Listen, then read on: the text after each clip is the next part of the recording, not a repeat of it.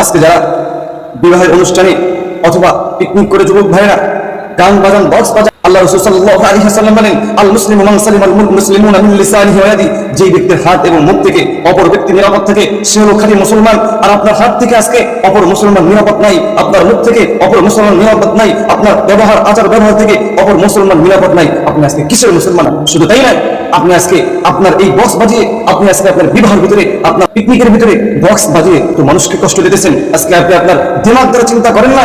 আল্লাহ তাআলা বলেন, ওয়ালাকাদ যারা'না লিজাহান্নামা কাসীরাম মিনাল জিন্নি ওয়াল ইনস লাহুম কুলুবুন লা ইয়াফকাহুনা। আপনাকে দিমাগ দিয়েছে, সেই দিমাগ দ্বারা আপনি চিন্তা করেন না যে আমার এই বাজানোর কারণে কত শত মানুষের কষ্ট হবে। আপনি চক্ষু দ্বারা তাদের আহাজারি আপনি দেখেন না, আপনি কান দ্বারা তাদের কথাগুলো আপনি শোনেন না। আপনি আজকে এই কষ্ট দিতেছেন তাদেরকে। আল্লাহ তাআলা বলেন, লাহুম কুলুবুন লা ইয়াফকাহুনা বিহা ওয়া লাহুম আ'য়ুনুন লা ইবসিরুনা বিহা ওয়া লাহুম আযানুন লা ইয়াসমাউনা বিহা উলাইকা কাল আনআম। আরে আপনি তো মুসলমানই না, আপনি তো মুসলমান হতেই পারেন না। শুধু তাই না, আল্লাহ তাআলা বলেন আপনি মানুষই হতে পারেন না, আপনি মানুষের কাতারই পারেন না। আল্লাহ তাআলা উলাইকা কাল আনআম, এরা হলো চতুষ্পদ প্রাণীর মতো। শুধু তাই না, বাল হুম আদাল, এই চতুষ্পদ প্রাণীর থেকেও আপনি নিকৃষ্ট।